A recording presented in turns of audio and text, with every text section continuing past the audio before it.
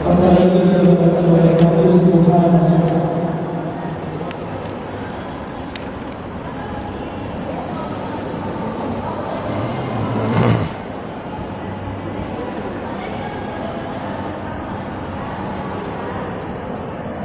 Bismillahirrahmanirrahim.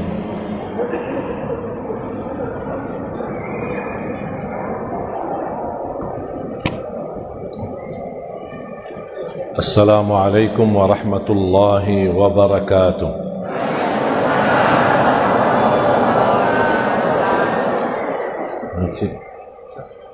Jangan lupa foto seperti biasa.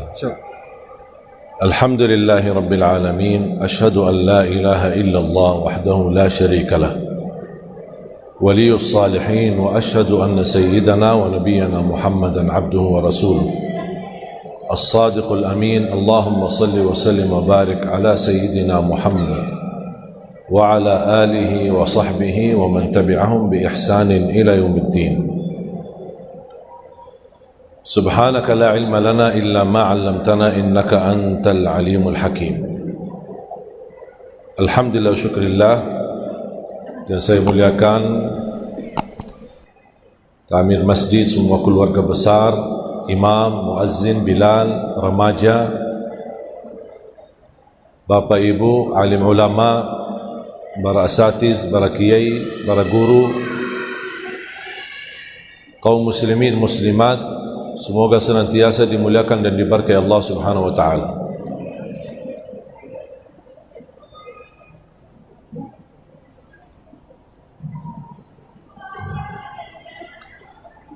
Apa kabar semuanya? Sehat? Semangat? Mantap? Kuat? Berani? Walaupun ditusuk?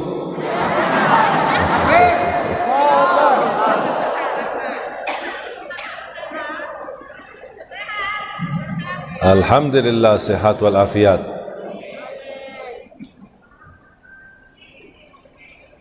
Alhamdulillah, syukurlah. Saya bahagia sekali bisa bertemu dengan jamaah sekalian dalam perjalanan safari dakwah.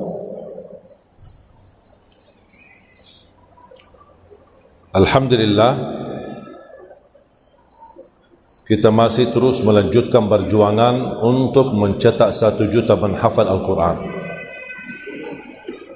Dan Alhamdulillah, program ini sudah jalan, bukan baru mau jalan. Bahkan Alhamdulillah, 4 tahun terakhir peningkatan perhatian, peningkatan belajaran Al-Quran, bahkan peningkatan hafalan Al-Quran sangat luar biasa, meningkat. Semua pada naik, harga pajak naik, BBM naik, tol naik, dan juga pun penghafal Al-Quran bertambah banyak. Ya, harus kita lihat yang positif.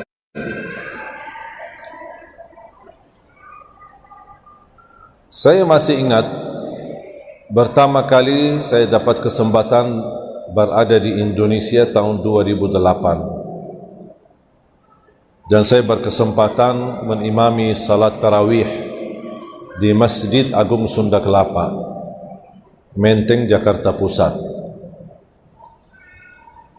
Jujur saja tidak duga bisa betah atau tinggal di Indonesia. Ya, mungkin jalani tugas, habis tarawih pulang ke Madinah, mudik.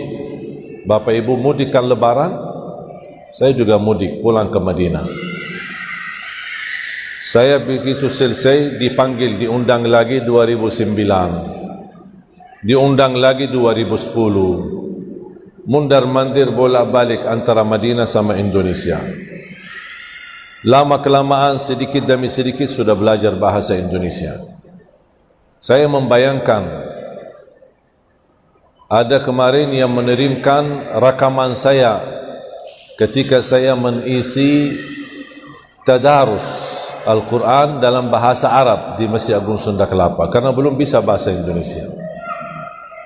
Membandingkan tahun 2008-2009 belum bisa bahasa Indonesia. Cuma saya bisa bagus. Orang tanya, apa kabar? Bagus. Sudah makan? Bagus. Mau kemana? Bagus. Kata teman saya, apapun ditanya, bilang aja bagus. Dah faham. Belajar lagi, apa kabar? Bagus. Mau kemana? Aku cinta kepadamu. Sedikit demi sedikit saya selalu berdoa, ya Allah, mohon berikan kepada aku bahasa yang bisa difahami. Ada seorang teman dari Madinah, ketika saya bertemu, kata beliau sama saya, luar biasa, saya lebih lama, hampir 25 tahun di Indonesia, tapi kalau dibandingkan bahasa saya sama antum, jauh beda. Saya masih kaku dalam bahasa Indonesia, padahal saya lebih lama 25 tahun. Saya selalu berdoa, ya Allah, aku mohon diberikan kemudahan bahasa Indonesia yang bisa difahami, agar saya bisa menyampaikan pesan-pesan Islam. Pertanyaan saya, Bapak Ibu, faham gak bahasa saya? Berarti Alhamdulillah doa saya sudah dikabul oleh Allah. Makanya saya yakini, di antara doaku yang saya yakini, ya Allah, aku mohon jangan cabut nyawa saya sampai menjadi kenyataan dan terwujud 1 juta penghafal Al-Quran untuk Indonesia. Indonesia dikenal negara terbesar penduduk Islam. Insya Allah tunggu, kami akan berjuangkan menjadikan Indonesia negara terbesar para penghafal Al-Quran sedunia. Apalagi kemarin pas saya dapat ujian dan ditusuk, saya meningkatkan lagi doa itu, memperbanyak lagi. Ya Allah, jangan dulu, ya Allah, jangan dulu, dah boleh mati, dah apa-apa ditusuk tapi dah boleh mati. Ya Allah, tolong ya Allah, jangan, dah boleh mati dulu sampai tuntas tugas ini. Kalau sudah selesai tugasku, ya Allah, dapat cabut nyawaku. Makanya kami tidak mengenal lelah, capek. Allah izinkan dapat ujian, panitia mengantarkan saya ke hotel. Habis dirawat di rumah sakit, dia bilang, buat apa diantar ke hotel? Oh, istirahat. Enggak, kan masih ada 2 acara, habis maghrib sama habis isya. Ayo lanjut. Istirahat, ini kan luka, bekas ini masih hangat, darahnya masih baru jahit. Enggak apa-apa, istirahatku di surga bukan di dunia. Lebih baik saya mati berdakwah daripada mati di hotel. Kalau memang fisik saya tidak memungkinkan, bisa mengakibatkan sakit parah, enggak apa-apa. Lebih baik parah saya berdakwah, sakit, jatuh, mati, daripada saya mati di hotel. Tidak ada istirahat di dunia. Tak ada istirahat. Dan tidur pun di malam hari sebenarnya bukan buat istirahat, hanya untuk menambah sinergi biar untuk bangun kembali beraktivitas, bukan untuk istirahat. Laqad khalaqnal insana fi kabad. Kami ciptakan manusia, kata Allah, fi kabad, kerja, tidak boleh henti, tidak boleh berhenti, ibadah, cari dunia, cari akhirat, cari ridha Allah, cari ridha orang tua, cari kekayaan dunia dan pula kekayaan akhirat. Kita harus bekerja keras. Tidak boleh kita lemas, kita tidak boleh malas. Dan kalau kita buka sejarah, yang membuat kemenangan umat Islam adalah pemuda-pemuda yang berani dan maju, bukan pemuda yang malas. Dan yang menjatuhkan Andalusia, kalau buka sejarah Andalusia, tahu kan Andalusia yang sekarang jadi Spanyol? Silahkan buka sejarahnya. Kapan bisa jatuh negara Islam di Andalusia itu dan dirubah menjadi Spanyol?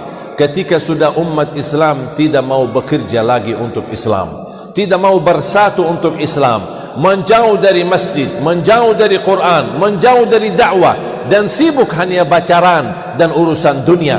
Disitulah terjatuh kelemahan umat Islam, mudah didatangi oleh musuh. Bapak Ibu harus fahami, musuh Islam, musuh Al-Quran, orang munafik yang tidak suka dakwah, itu mereka bekerja keras, habiskan tenaga, habiskan waktu, habiskan harta untuk menghancurkan Islam. Kita harus juga sama, kerja keras, habiskan tenaga, habiskan waktu, habiskan harta, tapi bukan tujuannya untuk menghancurkan musuh. Kita tidak ada urusan sama musuh, tapi kita bekerja keras untuk membangkitkan Islam. Kalau mereka ingin menghancurkan Islam, kita ingin mengajak mereka masuk kepada keadilan dan rahmatan lil alamin. Beda niat. Tak usah kita tanamkan permusuhan. Dimusuhi, tak usah balas dengan permusuhan. Balas dengan kalimatun tayyibah, balas dengan kemuliaan akhlak. Idfa' billati hiya ahsan, fa idza alladhi bainaka wa bainahu adawatun ka'annahu waliyyun hamim. Allah yang mengajarkan, tolaklah segala sesuatu dengan kelembutan, dengan akhlak yang mulia, dengan perkataan yang baik, akan Allah jadikan musuhmu menjadi teman setia untukmu. Allah yang berkata, bukan saya. Tinggal hanya saya mengamalkan apa yang dikatakan oleh Allah, berusaha meniru akhlak Nabi Muhammad sallallahu alaihi wasallam. Dan Nabi Muhammad sallallahu alaihi wasallam tidak pernah menguntungkan dirinya atau memenangkan dirinya dalam kasus pribadinya. Tak pernah. Dinyakiti, diam. Dihajar, diam. Dihina, diam. Di macam-macam, diam. Difitnah, tak pernah balas. Bahkan tidak pernah sakit hati.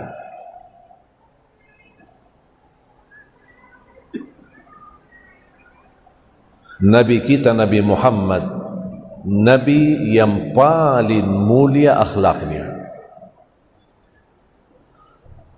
Orang barat, pemuda-pemudi di barat, masing-masing memiliki idola, figur yang mereka suka tonton, yang mereka suka ikuti, cara makannya, cara pakaiannya, gaya hidupnya. Kita juga punya idola, punya imam, punya figur, punya pemimpin, punya contoh yang tersempurna dan terbaik, Nabi Muhammad. Kenapa kita tidak meniru dia? Tiru akhlaknya, tiru sikapnya, tiru perilakunya, tirulah ibadahnya, bagaimana cara berpakaian, bagaimana cara bersikap, bagaimana cara ketika menghadap musuh, bagaimana sesama tetangganya, bagaimana bersama istrinya. Yang termulia akhlaknya kaum laki-laki adalah yang termulia akhlaknya sama istrinya. Itu kata Rasul sallallahu alaihi wasallam. Makanya kalau ingin tahu tanda akhlak seorang, tanya istrinya. Jangan tanya orang lain. Jangan tanya orang yang baru ketemu sekali. Wih, si Ali Jabir luar biasa. Dia belum tahu. Tapi tanya istri. Alhamdulillah istri tidak ada. Tanya dia gimana suaminya.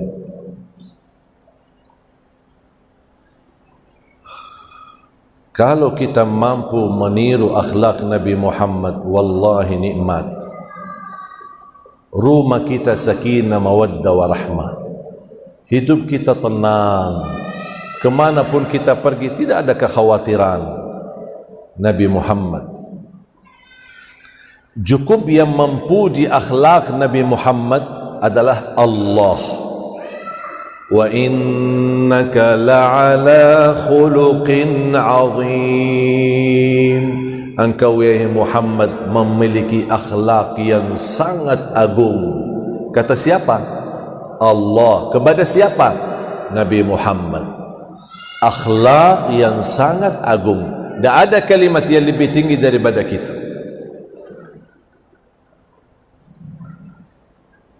Bukan wa innaka la'ala khuluqin karim. Karim masih lebih rendah daripada ka'azim. Agung. Akhlakmu sangat agung wahai Muhammad sallallahu alaihi wasallam. Dan sebenarnya untuk menerapkan akhlak Nabi Muhammad sederhana,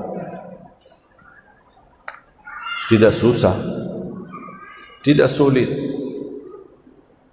tapi mau tidak, itu kuncinya. Mau atau tidak. Kalau mau, wallahi bisa. Kalau belum mau, bikin alasan, ana belum bisa. Berarti bukan belum bisa, belum mau.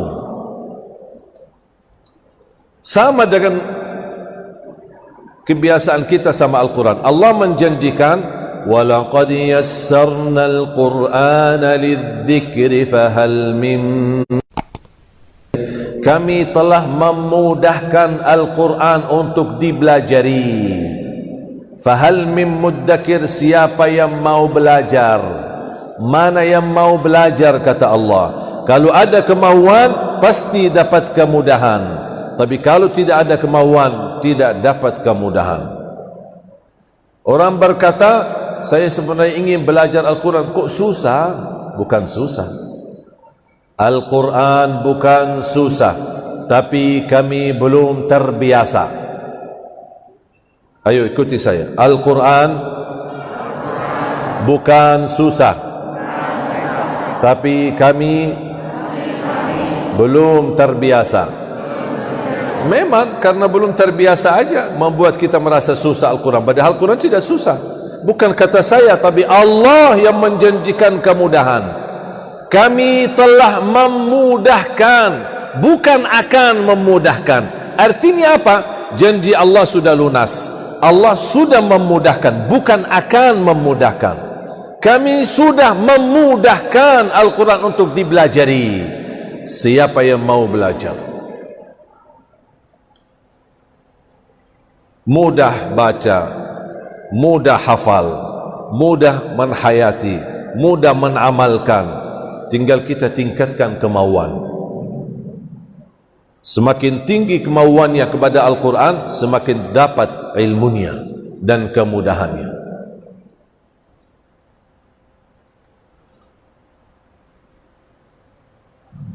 Dan kalau orang ingin menghafal atau belajar Al-Quran, jangan yang dikejar hafalannya, tapi tingkatkan bacaannya.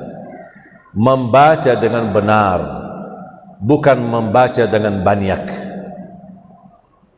Tak perlu banyak-banyak, sedikit, tak apa-apa, tapi benar.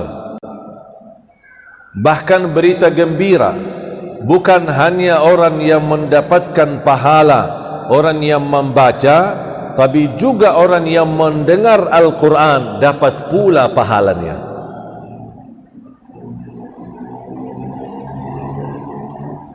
Membaca Al-Quran walaupun tidak faham isinya sama sekali, tetap dapat standar 1 huruf 10 kebaikan.